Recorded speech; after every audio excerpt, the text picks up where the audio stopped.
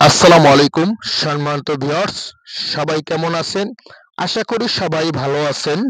আমি এখন এসেছি বাংলাদেশের শেষ সীমান্তে সুন্দরবন ঘেঁষা শরণখোলা উপজেলার দক্ষিণ রাজাপুর গ্রামে, যেখানে এসে দেখতে পেলাম কিছু অবিকৃত গাছের একটি ফল, যে ফলটি সুন্দরবনে সচরাচর দেখা যায় না। এটি ৬ মাস এই ফলটি দেখা যায়, ৬ মাস পর এটি বিলুপ্ত হয়ে যায়। গাছটির নাম কেওয়া গাছ নামে পরিচিত।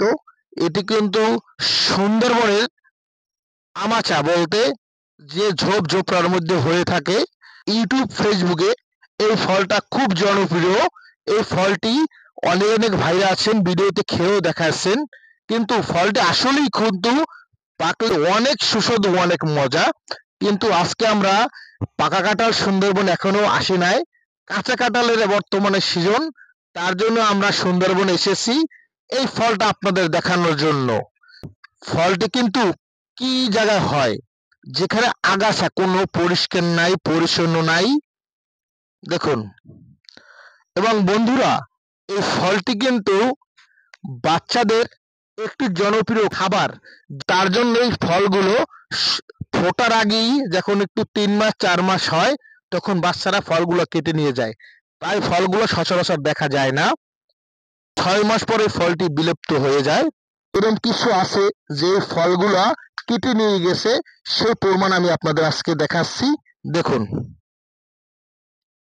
এই যে গাছের ডাঁটগুলো আপনাদের আমি দেখাচ্ছি, এই ডাঁটে একটা বড় কাঁঠাল ছিল, দেখতে পেয়ে কেটে নিয়ে গেছে। বন্ধুরা, এই ফলটি খেতে এত সুস্বাদু কেন? আল্লাহর কি কুদরতি! গাছে গোড়ায় সার দেওয়া হয় না, জোবার বাটার পানি ওঠে। সিজনালি ফল, যাকে ৬ মাস দেখা যায়, ৬ মাস দেখা যায় না। খুব জনপ্রিয়। কাঁঠাল ছোট ছোট কাঁটার আকারে ধারণ করা, চতুর গায়ে কিন্তু ফলটির কাঁটা ধারণ করা। তার জন্য কিন্তু বন্ধুরা বন কাঁঠাল নামে পরিচিত। এই কাঁঠালটি পাকলে হলুদ বর্ণ হয়, সাধারণ ছোট ছোট কুয়ার মতো হয়। যদি বন্ধুরা কেউ খেয়ে না থাকেন, সুন্দরবনে ঘেঁষা দক্ষিণ রাজাপুর অঞ্চলে আসবেন। আমরা আপনাদের চেষ্টা করব বন কাঁঠাল পাকলে আপনাদের খাওয়ানোর জন্য। আর ৩ মাস গেলেই বন কাঁঠাল আস্তে আস্তে বড় হয়ে পাকন ধরবে। পাকনটার সিজন মার্চ এপ্রিলের মাসে এই ফলটি পাকন ধরে। সে সময়কালে বন্ধুরা এই ফলটি খুঁজে পাওয়া যায় না।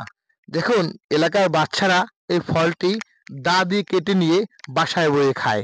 আজ এ পর্যন্ত। আল্লাহ হাফেজ।